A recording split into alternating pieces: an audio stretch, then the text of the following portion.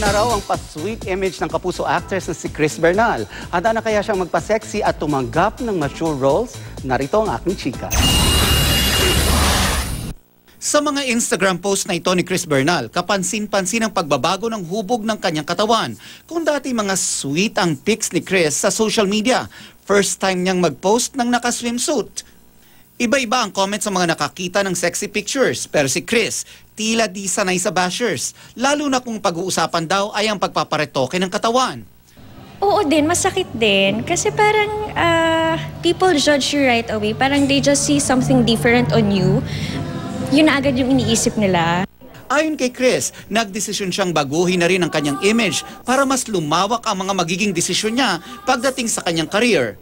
Kung dati, tahasan niyang sinasabing hindi pa siya handa para mag-post ng sexy sa men's magazine. Ngayon, handang-handa na raw siya. Anyone can be sweet now, pero yung growth, not everyone can have it. Okay lang sa akin na sexy kasi alam ko rin namang aalagaan ako ng GMA pag sinabak nila ako sa ganon. Bulong ni Chris, abangan ang mga mature roles na tatanggapin niya, pati na ang sexy magazine cover na paparating.